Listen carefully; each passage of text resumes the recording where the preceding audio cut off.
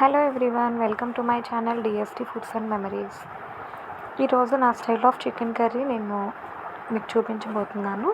So దీనికోసం ఫస్ట్గా oil add చేసుకున్నాను.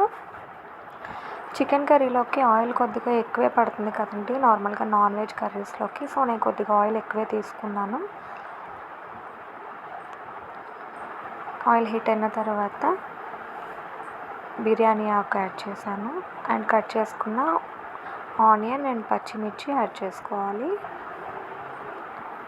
అండ్ ఈ టైంలో కొద్దిగా పసుపు వేసుకోవాలి. అండ్ ఈలోపు మసాలా పేస్ట్ చూపిస్తాను. నేను చికెన్ కర్రీలోకి వాడేది almost chicken, mutton, non veg కర్రీస్లోకి ఈ మసాలా పేస్ట్ వాడుతూ ఉంటాను. సో దీనికోసం ధనియాలు, దాల్చిన చెక్క, లవంగాలు, యాలుక, కొన్ని మిరియాలు వేసుకోవాలి.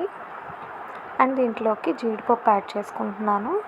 నేను ఆల్టర్నేట్గా ఒక్కొక్కసారి జీడిపప్పు అండ్ ఒక్కొక్కసారి పచ్చి కొబ్బరి యాడ్ చేస్తానండి. ఏది అవైలబుల్గా ఉంటే అది. మీకు అవైలబుల్లో ఉంటే కనుక పచ్చి కొబ్బరి కూడా యాడ్ చేసుకోవచ్చు జీడిపప్పు వేయకుండా. టేస్ట్ బాగుంటుంది. సో దీన్ని మిక్సీ పట్టేసుకున్నాను. చూసారు కదా, మసాలా పేస్ట్ రెడీ అయిపోయింది. సో దీన్ని పక్కన పెట్టేసుకున్నాను. అండ్ ఇప్పుడు ఆనియన్స్ మంచిగా ఫ్రై అయిపోయిన తర్వాత 2 టేబుల్ స్పూన్స్ ఆఫ్ అల్లం వెల్లుల్లి పేస్ట్ యాడ్ చేసుకున్నాను. అల్లం వెల్లుల్లి పేస్ట్లో పచ్చివాసన అంతా పోయి మంచిగా ఫ్రై అయిన తర్వాత ఇప్పుడు కట్ చేసుకున్న టొమాటోస్ యాడ్ చేసుకున్నాను.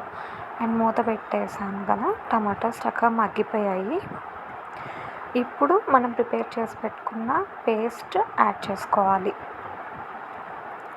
మసాలా పేస్ట్. ఈ మసాలా పేస్ట్ యాడ్ చేసిన తర్వాత మంచి కమ్మని వాసన వస్తుందండి. సో అప్పటి వరకు కూడా ఫ్రై చేయాలి. సో మంచిగా ఫ్రై అయిన తర్వాత ఇప్పుడు చికెన్ యాడ్ చేసుకున్నాను. ఈ చికెన్ వచ్చేసి 3/4 kg అండి.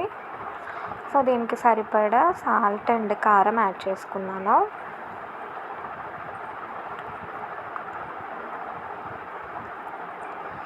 అండ్ మూత పెట్టేశాక చికెన్ నుంచి కొద్దిగా వాటర్ వస్తుంది కదా, ఆ వాటర్తో కుక్ అయిన తర్వాత అండ్ ఇప్పుడు మనం వాటర్ యాడ్ చేసుకోవాలి. 1 గ్లాస్ ఆఫ్ వాటర్ అయితే యాడ్ చేశాను నేను.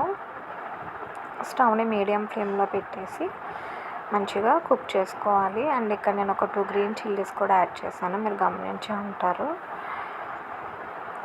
ఇట్లా మంచిగా